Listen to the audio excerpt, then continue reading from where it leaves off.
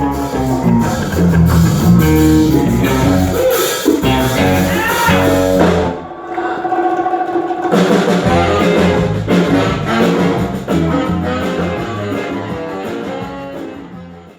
a todos.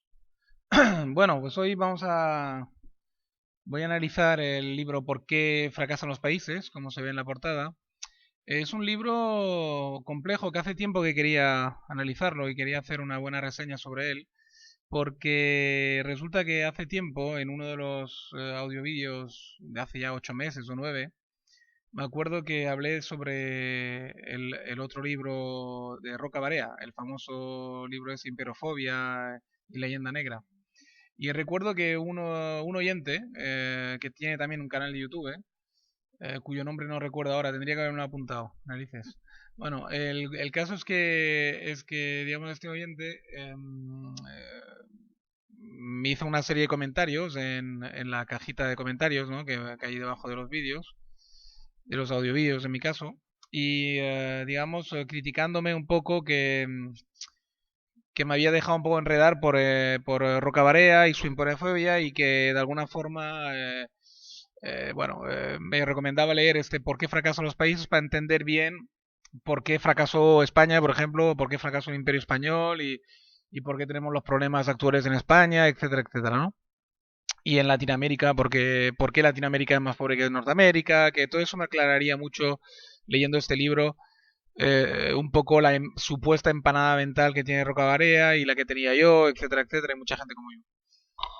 El caso es que me he leído a fondo por qué fracasan los países, pero a fondo, cuando digo a fondo, es a fondo, y me he tomado toda una serie de notas grandísimas, no he parado de tomar notas y notas y notas en el libro, y es un libro que tiene 500 y pico páginas, ¿vale?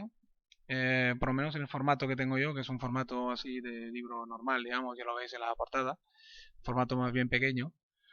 Libro de bolsillo, ¿no? Me parece que se llama ese tipo de formato. Y total, el caso es que, digamos que de alguna forma, analizando este libro, pues no es que me reafirme en lo que dije en su día, tampoco.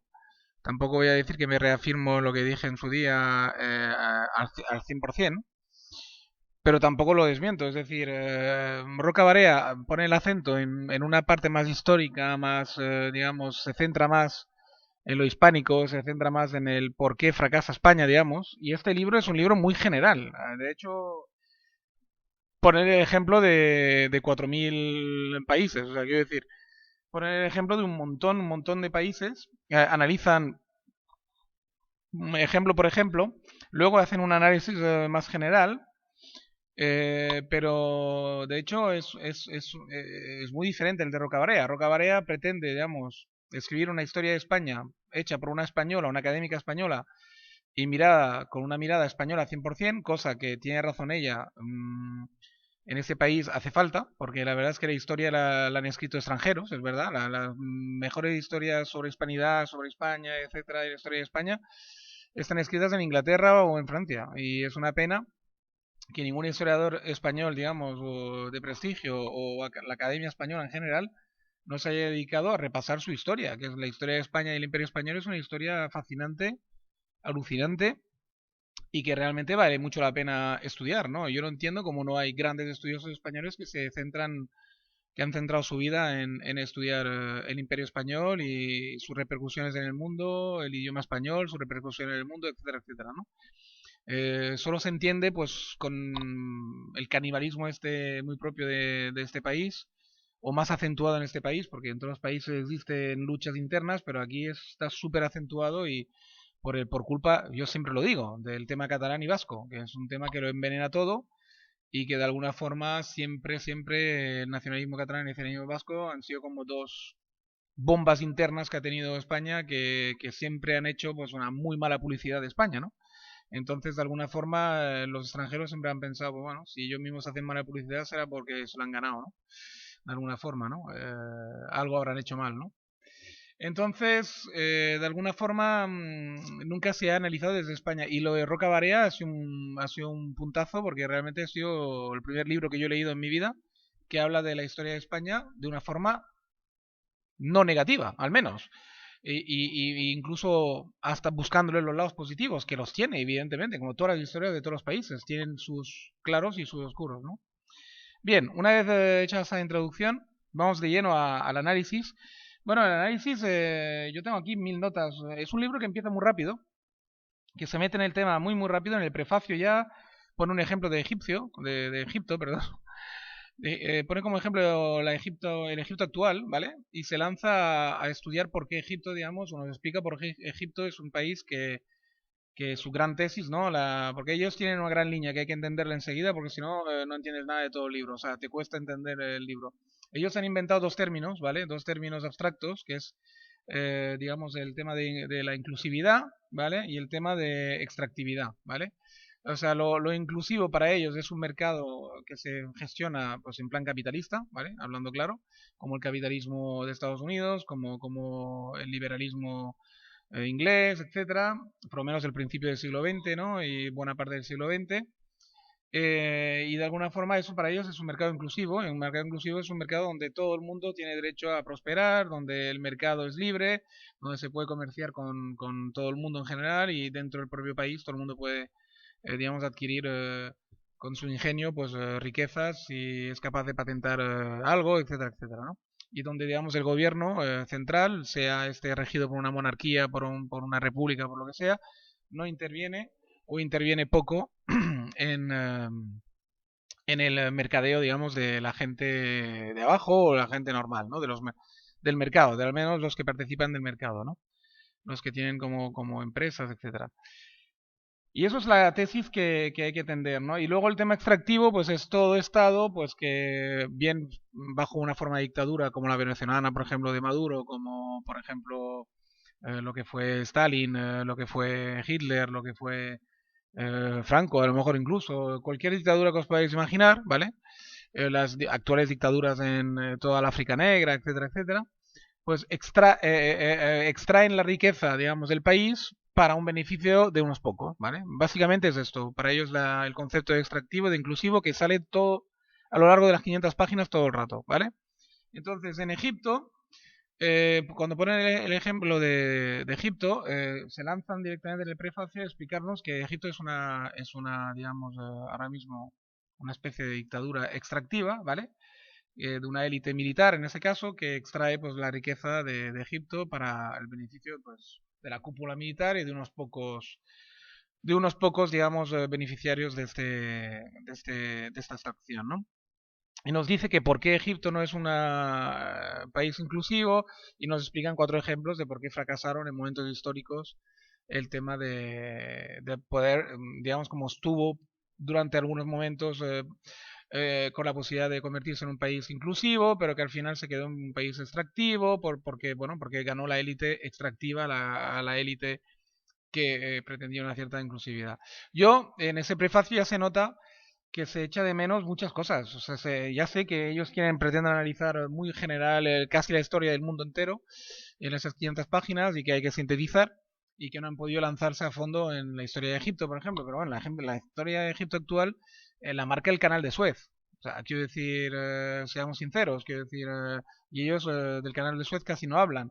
El canal de Suez, que lo abren los ingleses y lo abre Occidente en general, es la clave de Egipto. Es decir, mientras haya petroleros que necesitan pasar por el canal de Suez y mientras el canal de Suez sea la vía más importante para cruzar del Mediterráneo al océano, digamos, bueno, a poder cruzar, digamos, al océano Índico, por decir de alguna forma, y a poder, digamos, bordear África y sobre todo alcanzar las costas de Arabia Saudita y de todos los países que tienen petróleo en esa cuenca, pues evidentemente Egipto no tendrá ninguna libertad para convertirse en ningún país inclusivo. Eso está clarísimo. O sea, Occidente jamás va a dejar caer a la élite que mantiene con mano de hierro a la población, digamos, atada a un régimen yihadista, a lo que sea, cúpula militar, lo que sea, pero todo menos convertirse en una democracia inclusiva, está clarísimo, porque si se convierte en una democracia inclusiva, los impuestos del canal de Suez serán justos,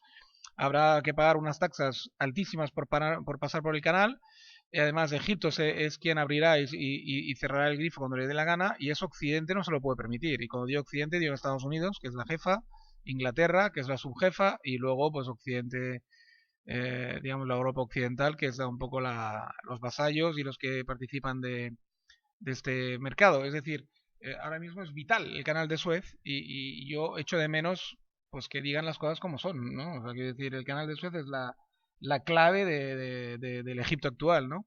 Y bueno, y siempre, pues Occidente de alguna forma, pues promocionará, en este caso, la cúpula militar, que es la que mantiene a raya a los hermanos musulmanes, que de alguna forma son los que quisieran liberar el país del yugo de Occidente, ¿no? Con métodos horribles, con el yihadismo como bandera, lo que queráis, pero de alguna forma son los libertadores los que quisieran, digamos, tener un Egipto más, digamos, un Egipto para los egipcios, ¿no? Pero ahí echo de menos y veo que ahí ya de entrada se nota que ellos escriben, pues como siempre han escrito toda la gente que escribe en Estados Unidos y en Inglaterra, por bien que uno de los dos tenga origen turco, por lo que veo por los apellidos, es pro Inglaterra y pro Estados Unidos, ¿no? Siempre es lo mismo, ¿no? De alguna forma es tapar las vergüenzas de Estados Unidos e Inglaterra, siempre es el mismo juego, es decir, yo ya se lo dije a él, al chaval este que me escribió, le dije, pero si tú me estás criticando que una española haya sido pro española, pero es que tú me estás recomendando libros de ingleses que van a ser siempre pro ingleses, es decir, no jodamos, cada uno barre para su casa y yo ya sabía que ese libro me iba a encontrar pues relatos que al final tapan las vergüenzas de Inglaterra y de Estados Unidos, que son los que los damos del mundo actuales, y sin embargo dejan a la vista las vergüenzas de todos los demás, ¿no? Es decir, nunca van a destapar sus vergüenzas, o no del todo al menos. Y por mucho que me digan que los ingleses que en el norte son más francos que en el sur, y una mierda, o sea, quiero decir, son incluso más falsos. Nosotros normalmente tenemos, los latinos tenemos esa manía de autocriticarnos mucho más duramente y mucho más abiertamente que los ingleses, ¿no? Los ingleses y los americanos, que para mí son lo mismo, de alguna forma no son sinceros nunca del todo. Yo no veo ninguna sinceridad en las autocríticas. El país quizás más autocrítico, más sincero sea Francia, quizás. Y de alguna forma tiene orígenes latinas también. Por lo tanto, aunque es una mezcla Francia, ¿no? Pero bueno, los orígenes latinos está claro que marcan el carácter francés, ¿no? Y es quizás el país más sincero de todos, ¿no? Donde he oído las autocríticas más salvajes, ¿no? Contra uno mismo, ¿no? Y luego pues estaría España, Italia y Portugal y los países latinos en general. O sea, quiero decir, justamente en el norte de Europa yo veo más bien mucha hipocresía normalmente, ¿no? Mucha hipocresía, ¿no? Y aquí pues veo un poco lo mismo, ¿no? Ya de entrada el prefacio ya me ha puesto sobre aviso, ¿no? Un poco, ¿no? Luego sí que es cierto que siguen hablando, por ejemplo, de la conquista de América y de papel de Inglaterra en América y de España, y ahí sí que es verdad que tengo que reconocer que han sido un poco más equilibrados, ¿no? Porque reconocen abiertamente que Inglaterra sí que es verdad que tuvo su revolución, ¿cómo la llaman? Tiene un nombre, revolución dorada o revolución, no sé, tiene un nombre. De alguna forma quiere decir que perdió poder los reyes absolutistas. Y de alguna forma esto hizo que cuando ya fueron a América, ya fueron, digamos, en un plan más mercantil libre, digamos, que no como España, que tiene una monarquía sólida y fuerte y de alguna forma, pues todo estaba claro que todo el mercado que se abriera en América iba a estar controlado de manera férrea por una mano de hierro o por la monarquía, ¿no? Y ahí ponen en el saco también a Francia, que tenía una monarquía en aquel entonces también muy fuerte, ¿no? Y entonces se lanza, digamos, a explicar un poco los principios de la colonización americana y a España pues le deja, digamos, un papel no favorecido, pero tampoco malo. Es decir, está bien porque por lo menos no ahunden en la leyenda negra. Por lo menos como son académicos al fin y al cabo, veo que respetan un poco la historia como es, ¿no? Y España, pues dicen la verdad, simplemente se aprovechó de lo que ya había en América. Es decir, en México, Perú, ya estaban, digamos, unos regímenes extractivos, como ellos los llaman, con los incas y los mayas, y los aztecas, creo, o los mayas. Siempre me lío entre los mayas y los aztecas. A ver si en mis notas me puedo ayudar, porque ahora estoy hablando todo el rato sin las notas. Ya sé que esos pequeños parones son un poco fastidiosos para el oyente. Iba a decir el escuchante, imagínate. Pero es que, claro, necesito aclarar esto. Bueno, da igual. Es que voy a tener que leer la nota toda entera y va a ser muy pesado, ¿no? Bah, es igual. El caso es que, digamos, vamos a ir al medio de la cuestión, porque esos son detalles al final. Cualquiera que, con Google hoy en día lo aclaráis vosotros mismos. El caso es que se encontraron ya, digamos, porque yo sé que uno de los dos, no sé si los aztecas o los mayas, murieron, digamos, como civilización antes de que los españoles llegaran a América, ¿no? Pero otros sí que estaban vigentes, ¿no? Y nunca me acuerdo si son los mayas o los aztecas los que murieron antes de los españoles. Y es un, no sé, es un fallo que nunca consigo arreglar en mi cabeza, ¿no? Tengo un lío ahí entre los dos. Y luego el tema de los incas, el que está claro que estaban, evidentemente en Perú, cuando llegaron los españoles, ¿no? Y, y de alguna forma se aprovecharon de que ya eran regímenes extractivos, que por lo tanto la población ya la tenían subyugada desde hacía siglos, y era una población acostumbrada a, digamos, a ser mandada, ¿no? Y a ser extraída, ¿no? Y los españoles lo único que hicieron fue poner grupos que estaban por debajo de la bota de los aztecas y los mayas, y de los incas, y de alguna forma hacerles pelear entre ellos y derrotar al final a tanto un imperio como al otro, subyugarlo y aprovechar de que ya estaban acostumbrados a ser, digamos, comandados y mandados bajo una bota de hierro para seguir mandando ellos con bota de hierro también, imponiendo la monarquía española, imponiendo incluso la religión que llevaba por bandera España en aquellos siglos, que era el catolicismo, y de alguna forma lo único que hicieron fue aprovecharse de esto y establecer la famosa mita esa y todo el tema este, y ya está. Es decir, no cometieron ningún pecado más que no hubiera cometido cualquier país que hubiera llegado primero ahí. Es decir, y más en los siglos que estamos hablando y con el contexto histórico del que estamos hablando, ¿no? Y es más bien fue un régimen más bien benévolo de alguna forma, ¿no? Porque la verdad es que fue el sarampión el que mató a mucha gente y el que ayudó a destrozar de alguna forma el continente de una forma definitiva. Porque los españoles, como bien dice Rocabarea y como bien está demostrado en la historia, fueron muy pocos españoles. O sea, es imposible que tan pocos españoles, por mucho adelanto tecnológico que tuvieran, exterminasen con sus propias manos a tantos indios, ¿no? A tantos nativos. Fue simplemente unas guerras, ellos provocaron unas guerras civiles internas, eso sí, las promocionaron, y la enfermedad la que acabó de diezmar, digamos, los dos imperios, ¿no?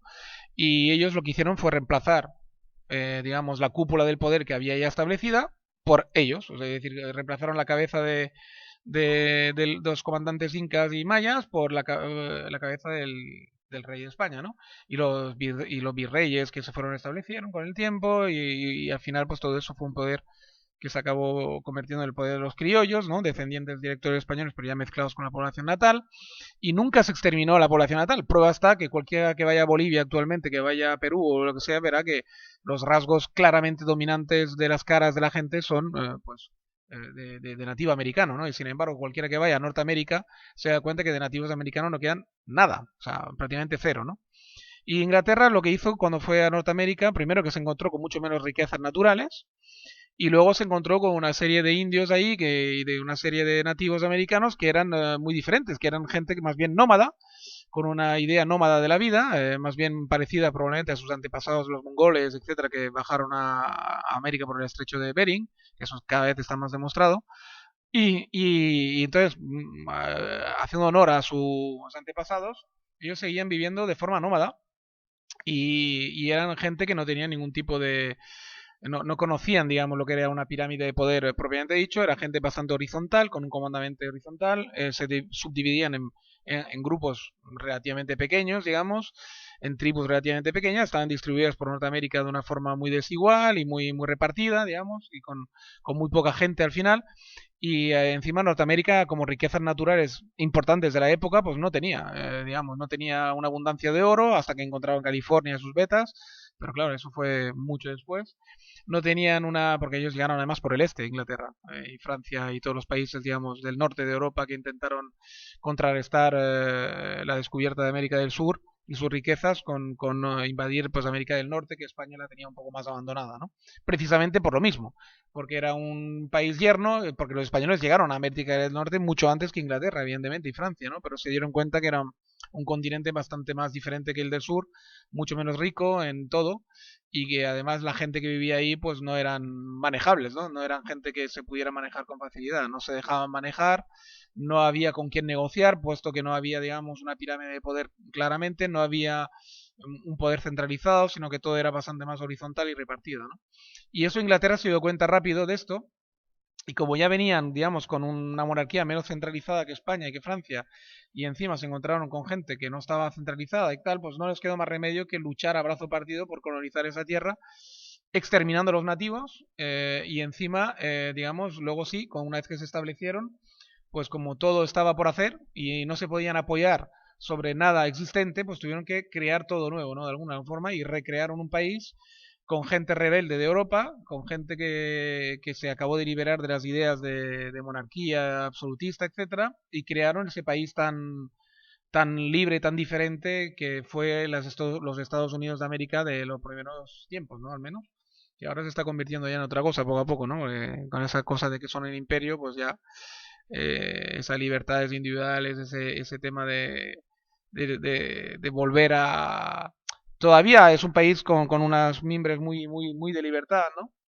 Porque tuvieron que hacerlo todo desde cero y tuvieron que reinventarse, pero ya no es... Bueno, total, que al final también se lanza a hablar de los luditas, que también es una parte muy interesante. Luego hay un montón de partes muy interesantes en el que se lanzan a hablar de muchos pequeños detalles de la historia que son claves para cambiar de régimen extractivo digamos, a lo que ellos llaman inclusivo, etcétera. Y realmente es curioso ver como muchas veces, la mayoría de las veces, de hecho en el ejemplo de Inglaterra-España se ha visto claro, es una cosa circunstancial. Las circunstancias son las que guían para un lado o para otro. Sí que es verdad que la voluntad luego política cuenta, pero yo veo que ellos le dan mucha importancia a la voluntad política y ensalzan como de alguna forma, sin querer ensalzarlo del todo, se intentan mantener en lo académico, se intentan mantener en una seriedad, digamos, pero trasluce que cada vez ensalzan mucho la revolución inglesa, cómo ahí se ha llegado al tema inclusivo, la revolución industrial, como, como, como el carácter inglés de alguna forma, el carácter, digamos, liberal. Ellos de alguna forma al final siempre lo llevan todo a lo liberal, ¿no? A lo bueno que es el ser liberal y que la mentalidad liberal es la que al final ha imperado y ha hecho que se pueda, digamos, liberarse el mundo inglés, protestante, anglosajón digamos, de los regímenes extractivos y de alguna forma meterse de lleno en los regímenes inclusivos y como los latinos, por culpa de alguna forma de Roma, de tal, de la manía de tener siempre regímenes extractivos, pues no se han liberado nunca del todo de lo extractivo, ¿no? Trasluce un poco todo esto, aunque ellos a lo largo del libro no lo dejan claro y todo está mitigado, pero trasluce un poco todo esto, ¿no? Que de alguna forma es lo que el oyente aquel pues se dejó comer la cabeza totalmente porque si lee solamente autores ingleses, pues no me extraña, y de alguna forma, pues lo que le dije yo es que tú estás imbuido por lo inglés. Y de alguna forma, claro, si te imbuyes por lo inglés y por lo francés y por todo lo norteño y lo protestante, pues de alguna forma denigras al final tus propias raíces, ¿no? Y de alguna forma le das toda la culpa al carácter latino y al carácter a Roma y a todo.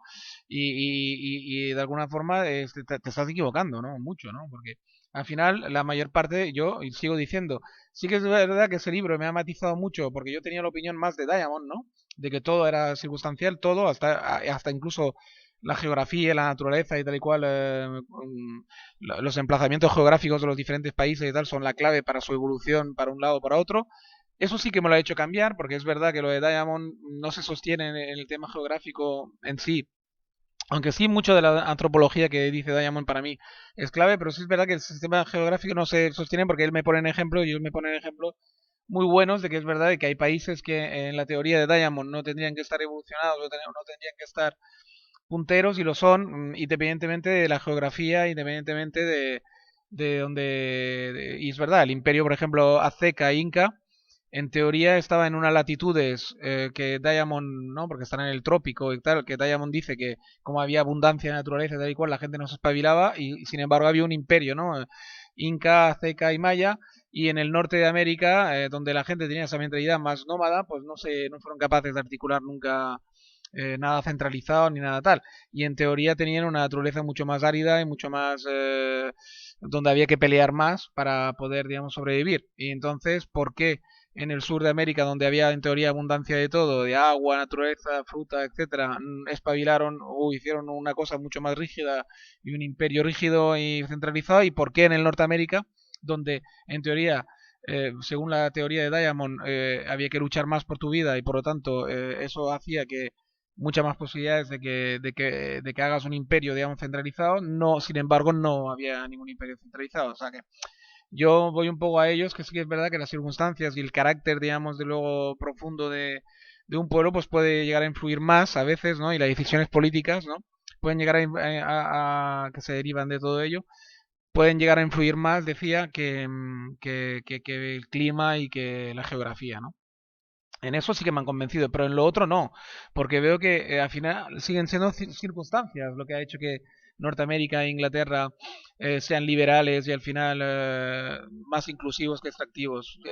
Todo eso es circunstancial, por lo que veo, porque simplemente se encontraron con lo que se encontraron y tuvieron que luchar y el rey de Inglaterra tuvo que ceder al final a que todo, a que digamos se privatizara todo el comercio de Norteamérica y así nacieran compañías, digamos, semi-privadas, pero siempre muy vinculadas a la monarquía, que eso también ellos lo esconden, pero la monarquía inglesa siempre tenía bastante mano en todo, aunque fuera privada en teoría, la compañía de las Indias, la compañía de no sé qué, la compañía no sé cuánta, la Royal Company, no sé qué, pero bueno, al final siempre había el tema Royal por ahí y siempre era para la reina, aunque sea en la teoría y no tanto en la práctica. Pero la monarquía tenía teniendo su sello ahí, ¿no? Y entonces después hay una cosa muy interesante que es la peste, ¿no? El papel de la peste en Europa. También me ha encantado este pasaje de la peste, porque nunca había enfocado desde un punto de vista político, digamos, social, cómo transformó la peste a Europa, ¿no? La transformó de arriba abajo, ¿no? Fue buena parte de hecho, el feudalismo se acabó por la peste, ¿no? Claro, no había mano de obra, la poca mano de obra que quedaba viva se hizo respetar por los nobles y de alguna forma, al menos en Europa Occidental, que ahí también hace la diferencia entre Europa Occidental y Europa Oriental, que es una cosa que siempre me había preguntado, ¿por qué en Rusia y Polonia y todos los países del este, y sobre todo Rusia, digamos, el tema feudal duró tanto tiempo, ¿no? Hasta el comunismo, ¿no? Tuvo que venir, digamos, el comunismo para romper el tema feudal en Rusia. Estamos hablando ya del siglo XX, cuando aquí en Europa, desde el siglo, pues eso, XIV, XIII, pues ya se empezaba a resquebrajar el feudalismo para entrar de lleno en la Edad Media, que fue toda una experiencia muy diferente a lo que había sido hasta ahora, hasta entonces la historia de Europa, ¿no?